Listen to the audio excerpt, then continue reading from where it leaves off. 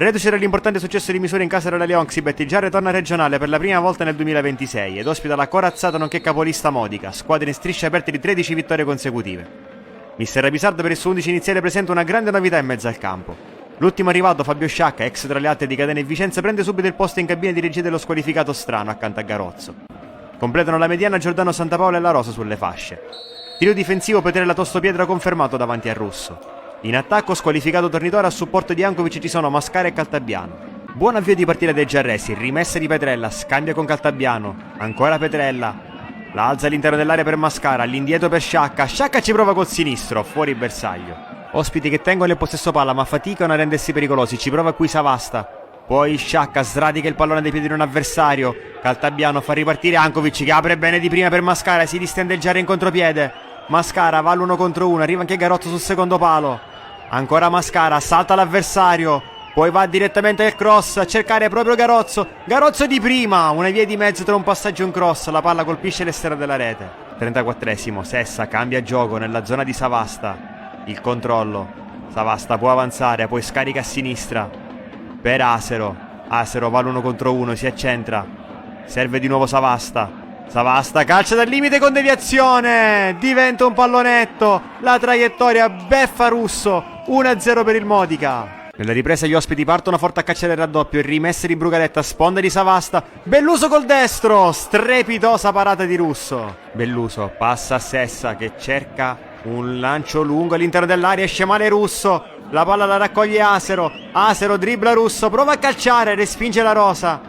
Arriva Cappello, prova la conclusione, respinge Sciacca, Cappello ancora per Savasta all'interno dell'area, lo scarico per Sessa che spara alto. Tornano a farsi vedere giallo-blu in attacco, punizione di Sciacca, troppo lunga per Petrella che riesce comunque a tenerla in campo. Appoggio su Caltabiano, sbaglia Caltabiano, recupera la sfera Asero che riparte in contropiede e fa scatenare la velocità di Belluso.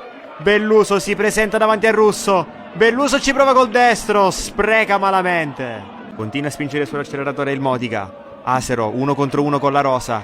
Il cross per Savasta che la stoppa con la coscia troppo lungo, ci arriva comunque Asero. La palla finisce ancora a Savasta, all'indietro per Sessa, di poco al lato. Minuto 70, Valenca batte rapidamente un piazzata ancora con Savasta a terra, nella zona di Sessa. Sessa la mette al basso al centro per Belluso, Belluso di precisione, stavolta non sbaglia. La firma di Luca Belluso, 2-0. Primo cambio per mister Rapisarda, fuori Garozzo e dentro il classe 2007 Rosario Ardizzone. Un altro cambio per mister Rapisarda, fuori Mascara, dentro Cassarà. Minuti di recupero, Sciacca va in verticale a cercare Jankovic. Difende la sfera Jankovic, la cede a Giordano Santapaola. Santapaola scarico di nuovo su Sciacca che riesce a vincere un contrasto, poi alza la testa e allarga a destra per la Rosa. La Rosa il controllo, poi il cross al centro per Jankovic, Jankovic il rimballo in qualche modo, segna ancora Luka Jankovic, accorcia le distanze, 2-1. La rete nel finale di Jankovic non basta, il Modica sbanca il regionale, allunga la sua striscia di vittorie consecutive, adesso è arrivata a quota 14.